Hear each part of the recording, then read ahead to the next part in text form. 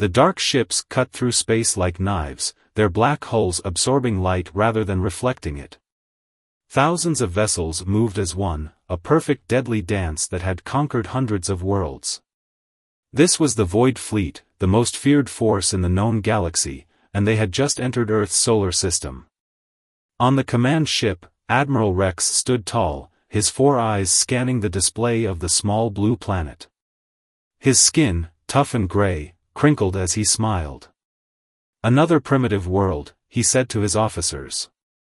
"We will add it to our collection by week's end." The Void Fleet had never known defeat. For 300 years, they had moved from system to system, conquering all who stood in their path. Some planets fought back. Some begged. Some tried to run. It never mattered. The end was always the same. On Earth, the first signs of the coming storm appeared as strange readings on deep space scanners. At Global Defense Headquarters, Commander Tom paced the floor as screens lit up with warnings. "How many?" he asked, his voice steady despite the fear gripping his chest. "Over 5,000 ships, sir," answered the young officer at the radar station. "Bigger than anything we've ever built. They're moving fast." Tom ran a hand through his gray hair. He had spent 30 years in the military, fighting in every major Earth conflict, but nothing had prepared him for this. Still, he was known for winning battles others thought impossible. "Alert all nations," he ordered. "This is not a drill. We are at war." Within hours, panic spread across the globe. People looked to the sky, wondering if they would live to see another sunrise. But behind the scenes, Earth's leaders were uniting for the first time in history. Old enemies became allies against this new threat. In a hidden lab beneath the Rocky Mountains, Dr. Bell hadn't slept in 2 days. Her eyes were red as she studied the scans of the alien fleet. "There's something strange about their ship design," she muttered, pointing to her screen. "See this power distribution? It's efficient, but it has a weakness. If we could hit these nodes here and here, we might be able to disable their systems without destroying the whole ship." Her assistant looked doubtful. "But their technology is hundreds of years ahead of ours. How can we even get close enough?" Dr. Bell smiled.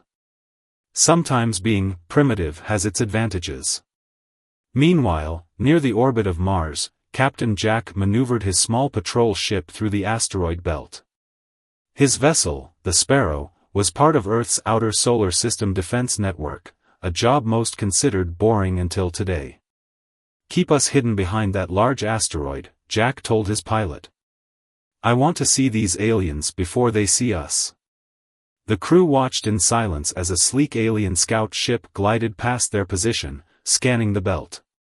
It was 3 times the size of the Sparrow, with weapons that could vaporize them in seconds. But Jack noticed something as the alien ship moved. "They're flying like they're in open space. They're not used to tight spaces or debris fields." A plan formed in his mind. Follow them, but stay in the densest part of the belt. For an hour, the Sparrow trailed the alien scout, hiding behind asteroids, using the rocks as cover. Then, when the alien ship turned away from a particularly dense cluster, Jack gave the order. "Full thrusters. Aim for their rear section." The Sparrow shot forward, darting between asteroids in a way the larger alien ship couldn't match. Before the scout could react, the human vessel had locked on with its mining lasers, tools repurposed as weapons, and cut through the alien ship's engine section. The disabled scout tumbled silently, its crew unable to regain control. Jack's team boarded with magnetic boots and sealed weapons, capturing the alien vessel in 15 minutes. In the scout ship's control room, Jack stood face to face with the alien commander. The creature's 4 eyes widened in what might have been surprise. "You should not have been able to do that," the alien said through its translator. "You are a level 2 species at best. Barely worth noting in our records." Jack smiled. "Maybe you should update those records." As the captured alien ship was towed back to Earth, Admiral Rex remained unaware of his lost scout. One small vessel was nothing to a fleet of thousands. Soon, he would begin the standard invasion procedure that had worked 100 times before. The aliens had no idea what they were in for. Admiral Rex stood before the tactical display, his 4 eyes narrowed in confusion. The first wave of attacks had hit Earth's major military bases exactly as planned. Precision strikes from orbit, a standard procedure that had worked flawlessly on hundreds of worlds. But something was wrong. "Where are the bodies?" he demanded. "Where is the destroyed equipment? Show me the damage assessments." His officers shifted uncomfortably. "The bases appear to have been empty, Admiral," one finally said. Rex slammed his fist on the console. In 300 years of conquest, this had never happened. Always, the primitive species would gather their forces in predictable locations, making them easy targets. "They knew we were coming," he hissed. "But how?" On Earth, deep beneath the Rocky Mountains, Commander Tom stood in the real Global Defense Headquarters. Years ago, after studying reports of possible alien sightings, world leaders had agreed on one thing: if advanced aliens existed, Earth's visible military installations would be their first targets. So they built new ones, hidden underground and underwater, invisible to orbital scans. "They took the bait," Tom announced to the room of officers from 24 nations. "Now we show them what humans can do when backed into a corner." Outside Tokyo's airspace, pilot Sam checked his aircraft one final time. He and his squadron of 30 fighters had been chosen for Earth's first counterattack. Their planes looked ordinary from the outside, but inside, they carried Dr. Bell's newly developed weapons. "Remember," Sam told his pilots through the radio, "their ships have a weakness at the power distribution nodes. Hit those spots, then get out fast. Don't try to be heroes." The squadron lifted off, flying low to avoid alien sensors, their aircraft painted black to blend with the night sky. Above them, 3 alien warships hovered over the Pacific Ocean, preparing to attack Japan's coast. "They're not picking us up on radar," Sam noted with satisfaction. Another bit of human ingenuity: the planes were coated with a material that absorbed scanner waves instead of reflecting them. At 5 miles out, Sam gave the order, "Weapons hot. Attack pattern Delta." The human fighters swarmed up from below, surprising the alien vessels. Dr. Bell's weapons fired concentrated electromagnetic pulses at precise points on the alien hulls, the power distribution nodes she had identified. The effect was immediate. One by one, sections of the alien ships went dark as their power systems crashed. Unable to maintain flight, the massive vessels began drifting helplessly. "All units, report," Sam called as they pulled away. "Eagle 3 took some damage, but we're all accounted for," came the reply. "No casualties." They had just disabled 3 alien warships without losing a single human craft. In his command ship, Admiral Rex received the news with stunned disbelief. The humans weren't just hiding, they were fighting back. And somehow, they had identified a weakness in Void Fleet technology that no other species had ever exploited. "How can this be?" he demanded of his science officer. "Their technology is primitive. Their weapons are basic. They shouldn't even understand our power systems." The science officer's reply was hesitant. "It appears, Admiral, that we underestimated their capacity for adaptation." "Adaptation?" Rex spat the word. "They're animals with simple tools. Animals who have turned those simple tools against us quite effectively," the officer pointed out. "And there's something else. Our intelligence suggests that unlike us, who evolved through unity, humans evolved through constant conflict." "Meaning?" "Meaning they've spent their entire history fighting, often against superior forces. They're used to being outgunned. They've developed strategies specifically for defeating technologically superior enemies, including themselves. Rex fell silent, processing this information. In the Void Fleet's history, they had only ever faced species who either fought conventionally or surrendered quickly. The idea of a species that specialized in fighting against the odds was disturbing. Back on Earth, Dr. Bell was studying data from the successful attack. Their ships are networked, she explained to Commander Tom. They share information, targeting data, everything. It's efficient, but it's another weakness, Tom finished. If we can hack one ship, we might be able to access them all, she confirmed. For the first time since the Void Fleet appeared, a feeling of hope spread through the command center. Humans had spent centuries fighting each other, developing tactics for every situation imaginable. Now, those hard-learned lessons would be their greatest weapon. In orbit, Admiral Rex made a decision. He would call for reinforcements, something he had never needed to do before. And he would study these humans more carefully. They weren't just another primitive species to be conquered. They were something the Void Fleet had never encountered before, a nightmare opponent who refused to play by the rules of conventional warfare. Admiral Rex paced the bridge of his command ship, his patience wearing thin. The reinforcements had arrived, another 1,000 ships added to his fleet, yet victory still seemed distant. 2 weeks had passed since their arrival in this system, and the humans continued to resist. If we cannot defeat their military directly, he decided, then we will break their will. He turned to his tactical officer. Target their civilian centers. Start with their largest cities. Let's see how brave they are when their young are threatened. The order spread through the Void Fleet. Soon, massive ships positioned themselves above Earth's major population centers: New York, London, Beijing, Moscow, Tokyo.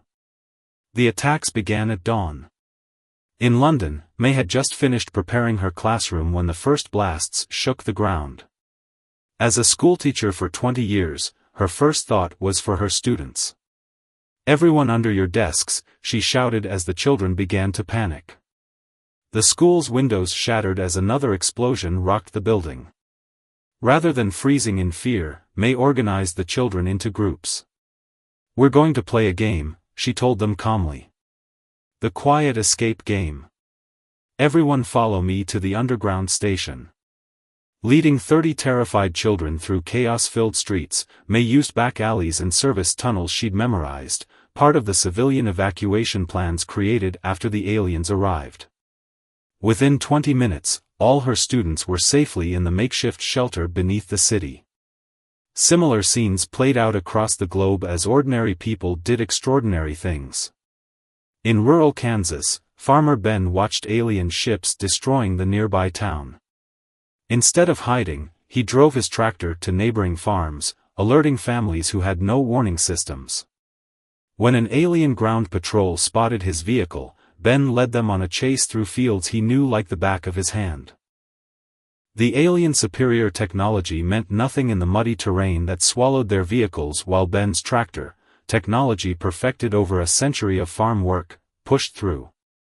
In a hospital in Mumbai, Dr. Liz worked tirelessly as casualties poured in. When power failed, she performed surgeries by flashlight. When medical supplies ran low, she improvised tools from everyday items. And when alien troops entered the hospital looking for military targets, she faced them directly. "This is a place of healing," she told them, standing between the aliens and her patients. "We treat anyone who needs help, we would even treat you." The alien soldiers, confused by this concept, withdrew without firing a shot. These stories and thousands like them reached the Resistance headquarters. Commander Tom realized something crucial: humanity's greatest strength wasn't their weapons or tactics, it was the human spirit itself. Meanwhile, Tim, a former criminal hacker now working for the military, made a breakthrough. Using data from the captured scout ship, he had found a way into the aliens' network. "Their security is impressive," Tim explained to Dr. Bell, "but they have a blind spot. They protect against external attacks from other advanced civilizations, but they've never encountered our type of primitive networking. It's like they're guarding against tanks while I'm slipping in through a window they don't even know exists. Tim's team worked day and night, gradually infiltrating deeper into the Void Fleet systems. What they discovered changed the course of the war. Their ships don't just share tactical data, Tim reported to Commander Tom. They share everything, including their supply routes and maintenance schedules. Tom immediately saw the opportunity. If we can't beat their warships directly, we'll cut off their supply lines. Within days, Earth forces launched their first major offensive. Using the stolen information, small, fast human ships targeted the Void Fleet's supply vessels. These ships, lightly defended compared to the warships, carried the fuel, replacement parts, and resources the fleet needed to maintain their campaign. The results were devastating for the aliens. For every 10 supply ships destroyed, one warship became useless due to lack of resources. In his command ship, Admiral Rex received the reports with growing dread. Somehow, the humans had identified and exploited yet another weakness. More disturbing, the attacks showed a level of coordination that should have been impossible without access to the fleet's own data. They've infiltrated our network, he realized with shock. For the first time in the history of the Void Fleet, Admiral Rex sent a message to the ruling council that contained words never before used: request new strategy. Current approach ineffective against human resistance. On Earth, the tide was turning. Every attack on a civilian center had the opposite effect of what the aliens intended. Instead of breaking human morale, it united them. Former enemies worked together, sharing resources and information. The resistance grew stronger each day. As Commander Tom reviewed the latest victory reports, he allowed himself a small smile. The Admiral made a critical mistake, he told his officers. He thought threatening our homes and families would make us surrender. Instead, he continued, he just gave every human on Earth a personal reason to fight. For the first time in his 300-year career, Admiral Rex faced criticism from the Void Fleet's ruling council. You have failed to conquer a primitive world, the head counselor's hologram stated coldly. This is unprecedented. These humans are different, Rex tried to explain. They don't fight like any species we've encountered before. Different how? Demanded another counselor. Rex hesitated. How could he explain what he himself was struggling to understand? I need to study them more, he said. To understand why our usual tactics aren't working. After the transmission ended, Rex retreated to his private chamber and did something he had never done before. He began researching human history.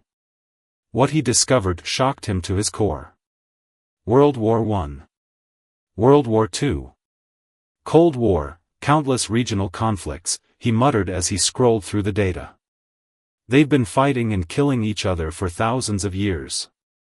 His science officer, who had been silently observing, finally spoke. Most species evolve through cooperation. They unite their planet before reaching for the stars. These humans never united, Rex said.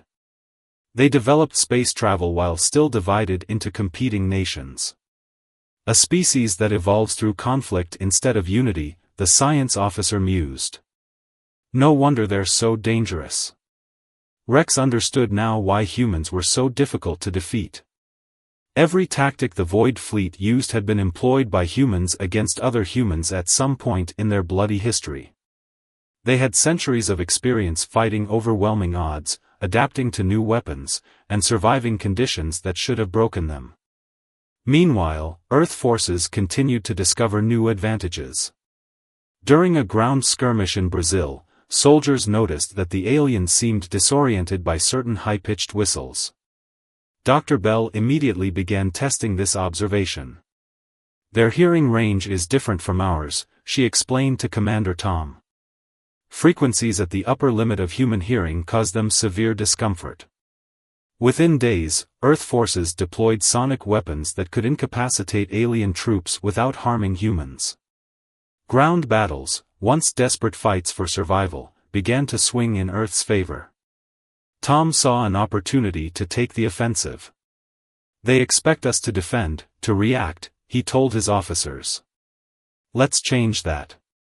Let's hit them everywhere at once. The plan was daring and dangerous. Earth would launch simultaneous attacks on multiple Void Fleet positions throughout the solar system. Many of these attacks would be decoys, designed to spread the alien forces thin. We'll take heavy losses, one general warned. Yes, Tom acknowledged. But the aliens try to preserve every ship, every soldier. We're willing to sacrifice to win. That's something they don't understand. The attack, codenamed Operation Lightning, began at dawn. Small, fast Earth ships appeared everywhere, near Mars, in the asteroid belt, approaching Jupiter's moons, and even near the Void Fleet's main carrier. Admiral Rex scrambled to respond, dividing his forces to meet threats that seemed to come from all directions. It's chaos, he growled. They're attacking in patterns that make no strategic sense. But there was a method to the human madness. While the Void Fleet scattered to address the numerous small attacks, a specially equipped Earth ship slipped through their defenses and approached one of the alien command vessels. This ship, painted black and running silent, carried Earth's elite strike team. Their mission, to capture an alien command ship intact. The boarding was swift and precise. Using sonic weapons to incapacitate the crew, the human soldiers secured the vessel in less than 30 minutes. The ship's captain, rather than face capture, attempted to trigger the self-destruct sequence. He failed. Tim's hacking team had already locked out the command functions. Admiral, an officer reported to Rex, Battle Group 7 is not responding. We've lost contact with the command ship. Rex stared at the tactical display in disbelief. A critical command vessel, with all its data, communication protocols, and battle plans, had fallen into human hands. For the first time in his long life, Admiral Rex felt fear. On Earth, the captured command ship arrived under heavy guard. Scientists and engineers swarmed over it, extracting every bit of data they could find. What they discovered exceeded their wildest hopes: the complete Void Fleet battle plans, communication codes, and, most valuable of all, the locations of their key supply depots throughout the solar system. This is it, Tom told the world leaders gathered in the underground command center. This is the turning point. Dr. Bell agreed. With this information, we can target their most vulnerable points. We can actually win this war. Outside the command center, people gathered around screens showing the captured alien vessel.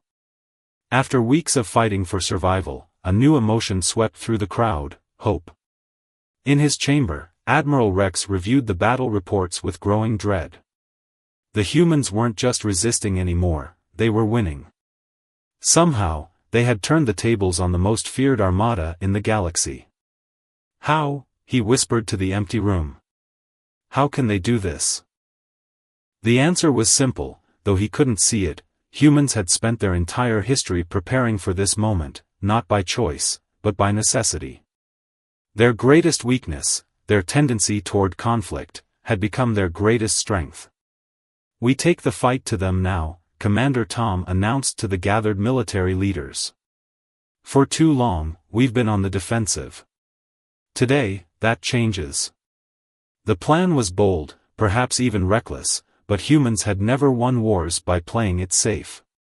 Using alien ships captured in previous battles, Earth would launch a direct assault on the heart of the Void Fleet, their main carrier, a massive vessel that served as Admiral Rex's headquarters.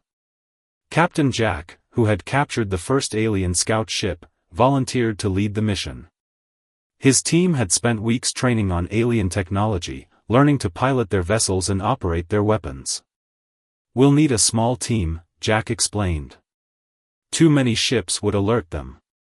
We'll approach using their own vessels, transmitting their own identification codes. The strike team consisted of 5 captured alien ships, each carrying 20 soldiers. They launched in silence, broadcasting signals stolen from the captured command ship. To any Void Fleet scanners, they would appear to be returning patrol vessels. On his carrier, Admiral Rex was growing desperate. Supply lines had been cut. Communication was compromised. The ruling council was demanding results. "We must use the planet killers," he told his officers, referring to weapons so destructive they had been banned by the council except in the most extreme circumstances. "Sir," his second-in-command protested, "the council hasn't authorized. I will not be the first admiral in the history of the Void Fleet to lose to a primitive species." Rex roared. "Prepare the planet killers. I will take full responsibility." As Rex's crew began the complex process of arming the forbidden weapons, Jack's team approached the carrier undetected. "Their security is focused outward," Jack noted as they neared the massive ship. "They're watching for Earth vessels, not their own." This was the key insight humans had gained: the Void Fleet had never faced internal threats. Their empire had been peaceful for so long that they had no defenses against infiltration from within. Their security systems were designed to stop external attacks, not internal ones. The 5 disguised ships docked with the carrier, transmitting routine maintenance codes. When the docking bays opened, the human soldiers moved swiftly, using sonic weapons to incapacitate alien crews before they could sound alarms. Jack led his team toward the carrier's main reactor, while other teams headed for the bridge and communication center. They moved through corridors designed for alien bodies, using maps extracted from captured data. "They've never had to fight inside their own ships," whispered one soldier as they easily overwhelmed another security checkpoint. "They don't even have internal defense systems." While the strike team infiltrated the carrier, Earth launched its main offensive. Using the weaknesses Dr. Bell had identified in the first days of the war, human forces attacked the Void Fleet's power distribution systems with increasingly sophisticated weapons. Ships that once seemed invincible began failing across the solar system. Some lost weapons, others lost propulsion, many lost both. The carefully coordinated Void Fleet became a scattered collection of disabled vessels. On the carrier, Jack's team reached the main reactor. "Plant the charges here, here, and here," he ordered, pointing to key junctions in the power system. "Timer set for 30 minutes. That should give us enough time to reach the evacuation point." Meanwhile, the team targeting the communication center succeeded in their mission. All outgoing transmissions from the carrier were cut off. Admiral Rex, preparing to launch his planet killers, had no idea his ship had been infiltrated until alarms finally began to sound. "Intruders," he bellowed in disbelief. "Impossible. How could they board us undetected?" The answer came moments later when human soldiers burst onto the bridge. A brief, fierce firefight left Rex's officers dead or wounded. The Admiral himself was cornered, his 4 eyes wide with shock. "You can't do this," he told the humans. "We are the Void Fleet. We are invincible." "Not anymore," Jack replied, entering the bridge with his team. "Your ship is rigged to blow in 20 minutes. We're leaving. You can come as our prisoner, or you can die with your invincible fleet." For the first time in his long life, Admiral Rex surrendered. The human teams retreated to their ships, taking key prisoners and data cores with them. As they pulled away from the carrier, explosions began rippling through the massive vessel. Power surges cascaded through systems, disabling weapons, engines, and life support. From Earth, people watched through telescopes and video feeds as the heart of the Void Fleet began to break apart. Cheers erupted in streets and bunkers around the world. In the underground command center, Commander Tom received the message he had been hoping for: mission accomplished. Strike team returning with high-value prisoners, including their admiral. Dr. Bell, who had worked tirelessly to understand alien technology, allowed herself a moment of pride. "We did it," she said simply. "We turned their strength into weakness." Throughout the solar system, the remaining Void Fleet vessels began to retreat. Without their command structure, without their admiral, without their carrier, they had no choice. For the first time in 300 years, the most feared armada in the galaxy was forced to flee. Humanity had done the impossible. 2 months after the destruction of the Void Fleet's carrier, Earth was preparing for the future. The war wasn't over, scattered alien ships still posed a threat, but humanity had gained the upper hand. More importantly, they had gained knowledge. In a secure facility beneath Geneva, Admiral Rex sat across from Commander Tom. The alien leader had been a prisoner for weeks, yet he was treated with respect. Food that matched his biology. Comfortable quarters. Medical attention for his injuries. None of it made sense to him. "Why haven't you executed me?" Rex finally asked. "That is what we would have done to your leaders." Tom considered the question. "Because that's not who we are," he said simply. "At least, not who we're trying to be." The truth was more complex. Throughout human history, conflict had indeed shaped their development. But alongside the violence, another trait had evolved: the capacity for reconciliation. Enemies became allies. Former foes rebuilt together. It wasn't always successful, but the pattern repeated throughout their bloody history. "We have a proposal for you," Tom continued. "Help us contact your ruling council. Help us broker peace." Rex's 4 eyes blinked in confusion. "Peace? We attempted to conquer your world. We tried to exterminate your species. And you failed," Tom replied without malice. "Now we have a choice: continue fighting or find a better way forward." As the alien contemplated this strange concept, Dr. Bell made her final breakthrough. Using technology from captured ships, she had developed a faster-than-light communication system. For the first time, humans could reach beyond their solar system. "We can contact other worlds," she explained to world leaders. "Including those conquered by the Void Fleet." The implications were enormous. Earth wasn't alone in the galaxy. There were other species out there, many of them living under Void Fleet oppression. Captain Jack, now promoted to Admiral Jack, proposed an audacious plan: we take our new ships and free those worlds. It was humanity's nature, seeing others suffering and wanting to help. The same impulse that drove a doctor to treat patients during an alien attack now drove humans to consider liberating planets they'd never seen. The first Liberation Fleet launched within weeks. 5 ships built with a combination of human and alien technology, crewed by volunteers from every nation on Earth. Their mission: to free the closest world under Void Fleet control, a planet called Dora. Admiral Rex, surprisingly, provided valuable information. "The garrison will be small," he told Tom. "Most forces were called to join the Earth invasion." "Why are you helping us?" Tom asked. Rex was silent for a long moment. 300 years of conquest, he finally said. Thousands of worlds under our control. Yet in all that time, no species ever defeated us, until you. Perhaps there is something to learn from humans after all. The liberation of Dora was swift and nearly bloodless. The small alien garrison surrendered when faced with Earth ships and the captured admiral's codes. The native population, tall, graceful beings with skin like flowing water, celebrated their freedom after decades of oppression. News of the liberation spread through the Void Fleet's communication network.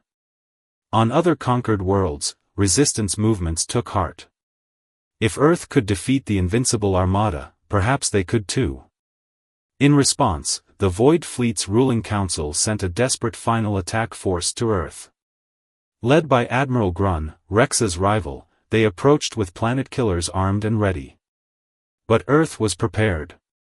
Using the combined knowledge of alien technology and human innovation, they had developed new defenses. When the Void Fleet emerged near the Moon, they faced not just Earth ships but a coalition fleet, humans fighting alongside the newly liberated Durans. The battle was brief but fierce. Admiral Grunn's ship was disabled within minutes.